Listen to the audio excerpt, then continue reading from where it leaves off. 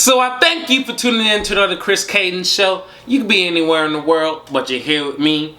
Unfortunately, if you're looking for some positive or uplifting content, this may not be the video for you. But I need to cover and discuss the last 2 weeks that I've gone on in America. It's been some very disgusting and unacceptable behavior. First, we had the Buffalo shooting. I'm a black man. I've lost my father, so when it comes to older black people, I look at them and view them differently. It's like, damn, man, like, I respect them. I look up to them. They've been able to survive so many different circumstances. They did a civil rights movement. They've dealt with affirmative action. They've dealt with this George Floyd stuff. They've seen so many different. They've dealt with Barack Obama being their first black president. They've dealt with George Floyd.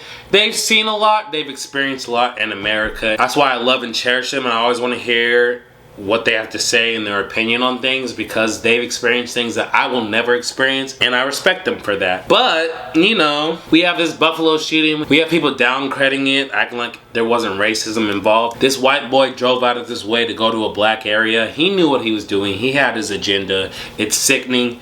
We also had this shooting in Texas where I'm a former teacher. I've taught elementary, I've taught middle, I've taught high school. Elementary kids are some of the sweetest kids I've ever had. I'm a person, it's hard for me to deal with affection, like people that come up and hug me or do these things. I'm like, why are you doing this? It takes a lot. But these kids, like, they just wanted to be heard. They wanted to be felt.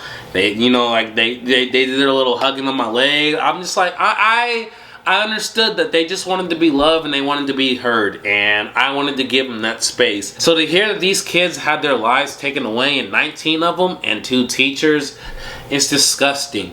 And I also saw the mom of the killer said, don't judge the killer. Nah, fuck that. I'm gonna judge your killer. He's disgusting. We've also heard that he was bullied, but actually he was trying to bully people, but he wasn't able to bully him, so he wanted to take it on people that could actually feel his wrath, which was elementary students. He's a fucking pussy. We don't defend that action, and it's disgusting.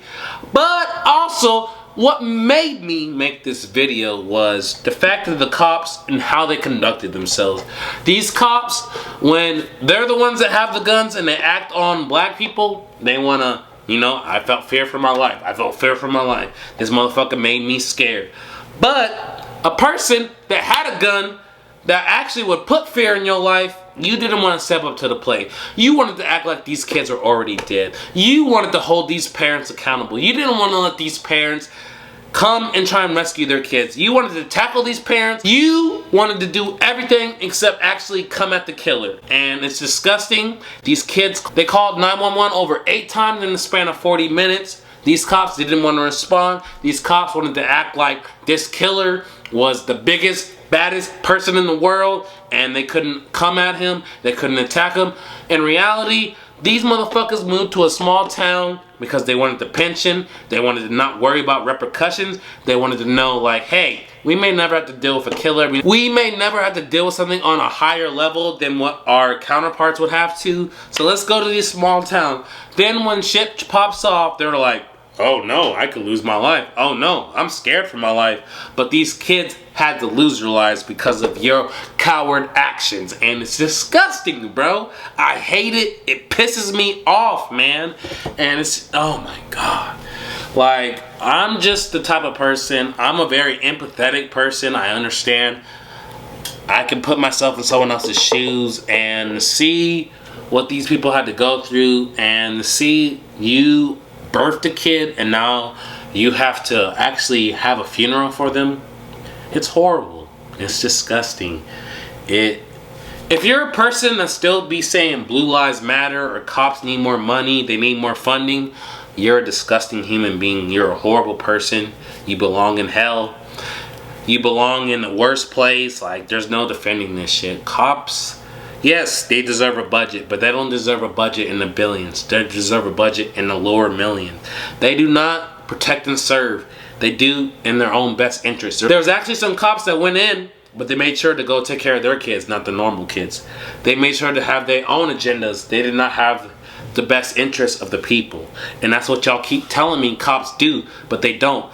I'm a black person. I've had a cop pull a gun on me before. I don't want to hear this shit anymore. I'm tired of it. These cops will pull guns out on people that don't have guns, but when someone else has a gun, they're like, nah, bro, I could lose my life.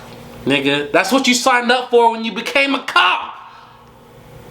You became a cop because you wanted to overexert your power. You became a cop because you want to take advantage of black people. You became a cop because you want to take advantage of minorities. That's what it became. And now that you didn't have to take advantage of minorities, you actually had to handle something, you became a pussy. And it's disgusting behavior. I don't condone it. I don't accept it. If you're a Blue Lives Matter person, you're a piece of shit to me. It is what it is. Y'all let me know in the comment section. Am I overreacting? Am I on point? Am I a little bit off base? Am I on base? Whatever it is, let me know how y'all feel, because me personally, these last two incidents have affected me a lot. I'm a very empathetic person. I put myself in other people's shoes, and these situations have not helped.